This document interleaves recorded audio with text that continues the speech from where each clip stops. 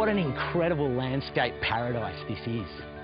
You can't help but feel the balance and harmony that's developed here over millions of years.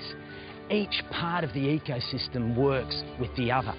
The plants catch the water, slow it down so that it hits the soil and is absorbed like a sponge and then slowly filters out through the landscape to the ocean. This is a cycle that's complete. It rolls around. But then this happened. 200 years of urban development. That harmonious, balanced landscape has been replaced with hard surfaces. We've got rooftops, concrete, pavements, roads. The sponge that used to absorb all that water has been covered over, and now it runs into these drains and gets ricocheted away. One man, however, has a vision to re-green the city.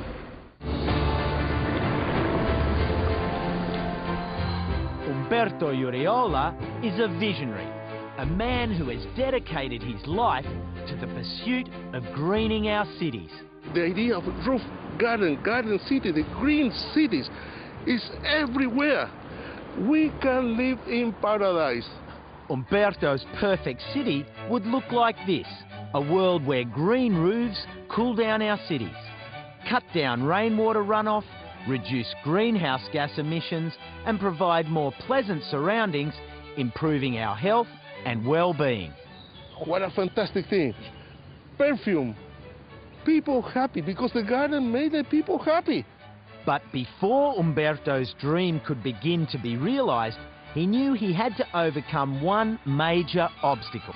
You see, traditionally, building gardens on rooftops or hard surfaces involved the use of large quantities of drainage materials that were both expensive and heavy. It can weigh up to tons and tons, thousands of kilos. But then, in a light bulb moment, Umberto had a vision in the middle of the night. I woke up and in a piece of paper, I drew very quickly this device.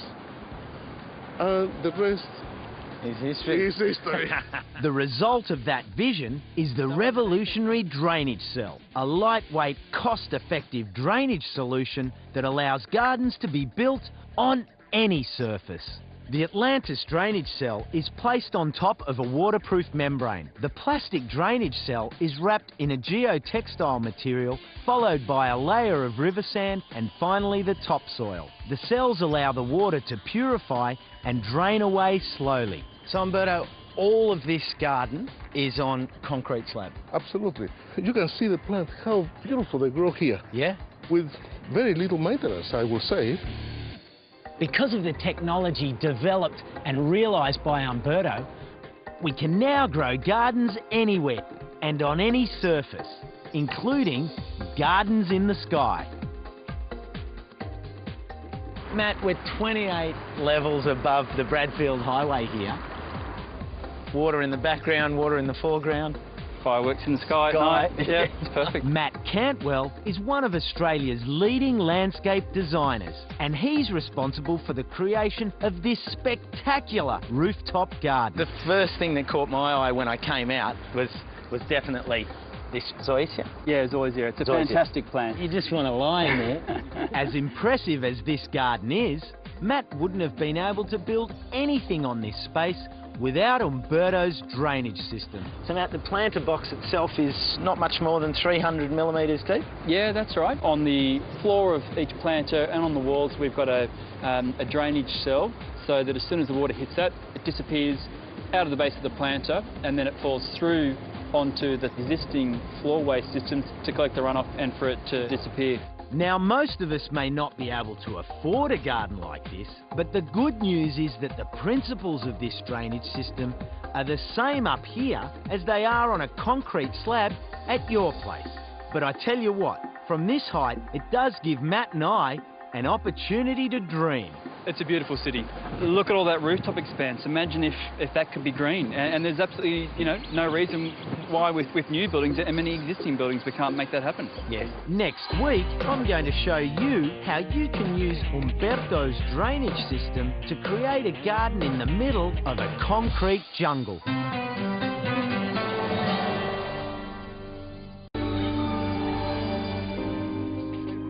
Last week, we met the visionary Umberto Oriola, a man with a grand plan.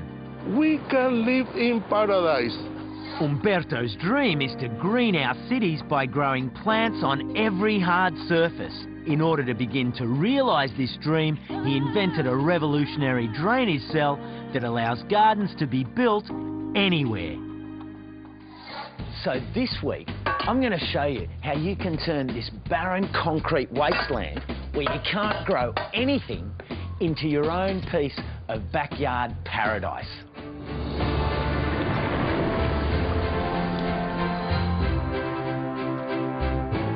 The secret to building a garden on a concrete slab is drainage, and that's where the drainage cell comes into its own. See, its design enables your soil to be above, but the water can drain through this open structure. It's light, unlike blue metal, and you can easily install it. So anywhere, planter beds, car parks, rooftop gardens, suddenly it can be achieved.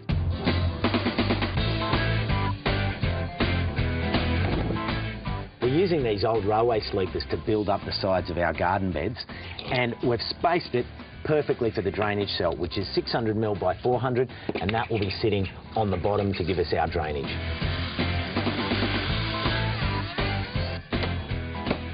Well, that's 2 courses down. We're levelling it up, nailing it off. There's 2 to go.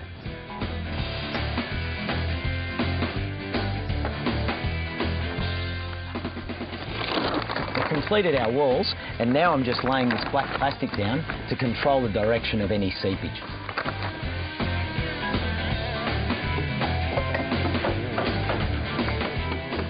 So we've lined the inside of our planter box, and now it's time for the star of the show, the drainage cell. It goes into place and it locks in nicely, and what it will do is allow any water that comes through the soil to come down through the drainage cell, and it'll run with the fall out to the drain.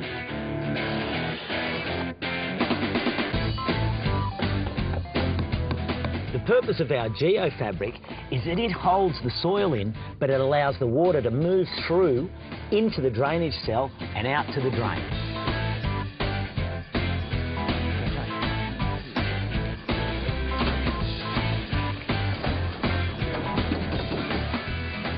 Well, that's it. Our last load of lightweight soil mix into the planter box. And it's taken 2 cubic metres of our soil mix to fill up the garden bed.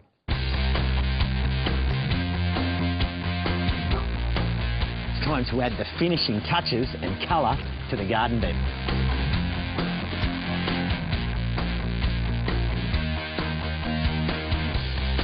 When you're setting out a new garden bed such as this, it's always important to take the time at the beginning, set the plants out and get a feel for how it looks. The plants will tell you where they want to go, and then you look at it and then do the planting.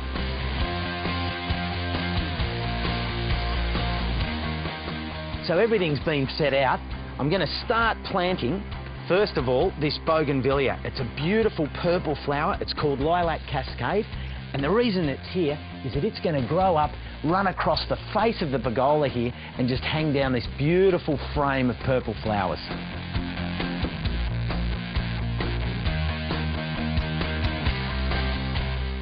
This is a dwarf variety of Banksia spinulosa called birthday candles. It will only grow to about 1/2 metre tall, but look at these beautiful combs that you get that will attract all the native birds.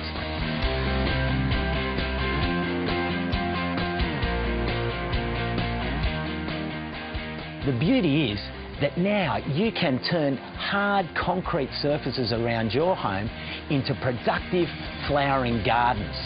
So why don't you get out there and help be a part of the greening of our cities?